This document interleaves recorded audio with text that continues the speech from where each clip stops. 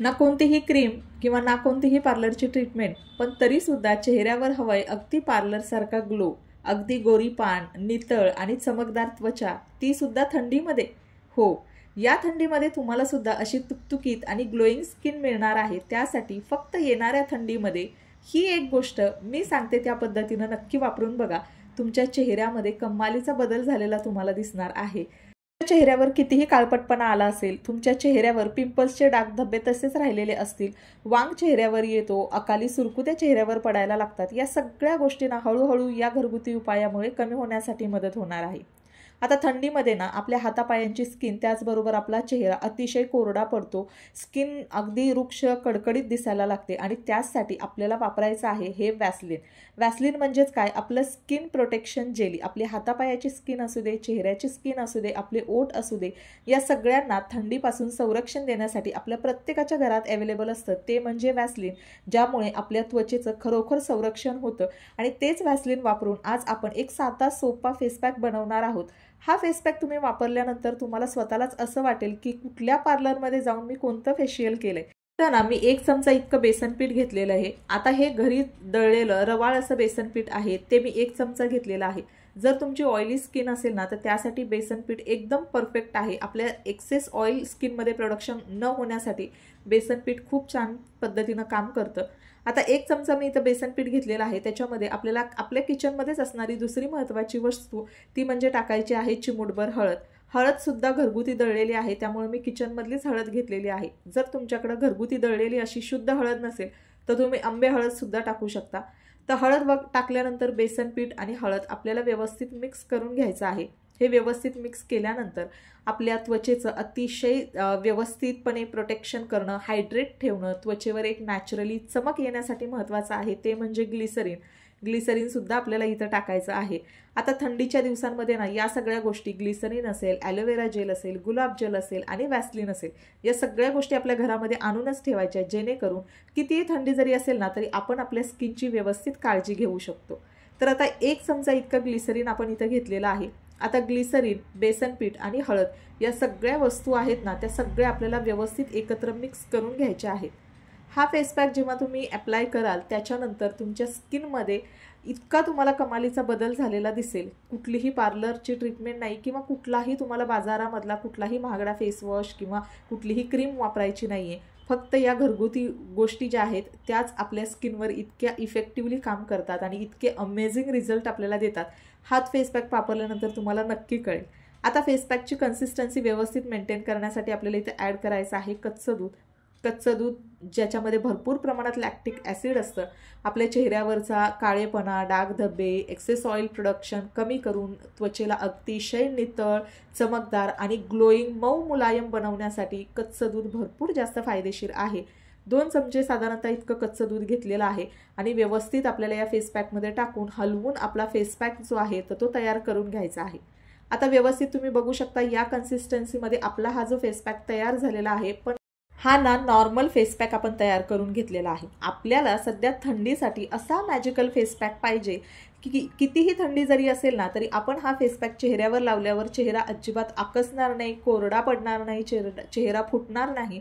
तर उलट कितीही थंडी जरी असेल ना तरी आपली स्किन छान हायड्रेट राहील, मऊ मुलायम राहील, त्याचबरोबर गोळी गुळगुळीत आणि उजळ चमकदार त्वचा आपल्याला मिळेल.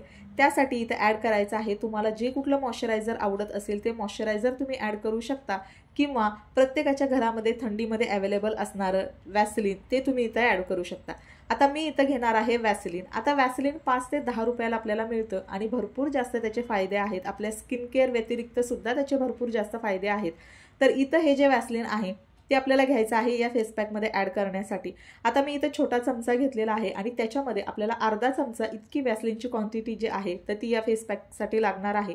आणि हाच अर्धा चमचा हेच वॅसलीन जे आहे ते मॅजिकली आपल्या या फेसपॅकमध्ये आपल्या चेहऱ्यावर काम करणार आहे आणि साधारणतः 10 ते 15 मिनिटात याचे रिझल्ट आपल्याला आपल्या चेहऱ्यावर बघायला मिळणार आहेत. इतका अमेझिंग आणि ग्लोईंग रिझल्ट मिळणार आहे ना की खरोखर एकदा जर तुम्ही हा फेसपॅक वापरून बघितला ना प्रत्येक थंडीमध्ये तुम्ही नक्की हा फेसपॅक वापरून बघाल. आणि थंडीच्या इतर वेळीसुद्धा तुम्ही हा फेसपॅक वापरला तरीसुद्धा चालेल, कारण वॅसलीनमुळे कुठलेही साईड इफेक्ट होत नाही. उलट आपलं स्किन प्रोटेक्शन करण्याचं काम जे आहे ते वॅसलिन करतं. जर तुमची ड्राय स्किन असेल ना तर तुम्ही ऑल टाईम वॅसलिन वापरू शकता. खूप चांगले अमेझिंग रिझल्ट याचे स्किनवर आपल्याला बघायला मिळतात.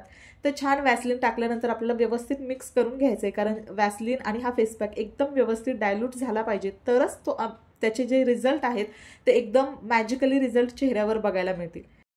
तर हा छान आपला जो फेस पॅक आहे तो तयार करून झालेला आहे. आता या दोन गोष्टी, कच्चं दूध आणि हा फेस पॅक, या दोन्ही गोष्टी आपल्याला चेहऱ्यावर अप्लाय करायच्या आहेत. पण स्टेप बाय स्टेप कुठली स्टेप कधी करायची हे नक्की समजून घ्या, तरच त्याचे अमेझिंग आणि ब्युटिफुल रिझल्ट तुम्हाला मिळणार आहेत. आता कच्चं दूध जे आहे ना ते आपल्या चेहऱ्यासाठी भरपूर जास्त फायदेशीर ठरतं. तर कच्चं दूध दररोज सकाळी तुम्ही तुमच्या चेहऱ्यावर जरी 5 मिनिटं हलकंसं लावून ठेवलं आणि चेहरा तुमचा वॉश केला तरीसुद्धा तुमच्या चेहऱ्याच्या मी सांगितलेल्या अशा कुठल्याही जरी समस्या असतील तर त्या कमी होण्यासाठी भरपूर जास्त फायदा होतो. साधारणतः फक्त तुम्ही 3 ते 4 दिवस जरी कच्चं दूध चेहऱ्यावर लावून बघितलं ना तरी तुम्हाला त्याचे अमेझिंग असे परिणाम बघायला मिळतील. तर इथं कच्चं दूध जे आहे ते कॉटनच्या मदतीनं व्यवस्थित मी चेहऱ्यावर लावून घेते. त्याच्या अगोदर साधं पाण्यानं मी चेहरा जो आहे तो माझा धुवून घेतलेला आहे आणि पूर्ण चेहऱ्याची क्लिन्झिंग करण्यासाठी मी इथं वापरते कच्चं दूध.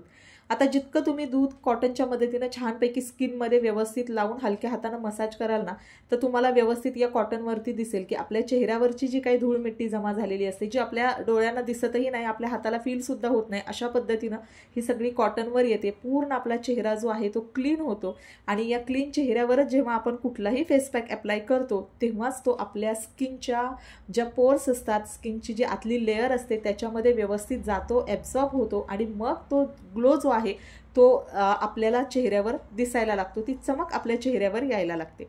तर अशा पद्धतीनं फेस मी क्लीन करून घेतला आणि त्यानंतर हलक्या हाताने बोटांच्या मदतीनं हा जो फेस पॅक आहे तो आपल्याला संपूर्ण चेहऱ्यावर, मानेवर, हातापायांवर सुद्धा तुम्ही व्यवस्थित लावू शकता.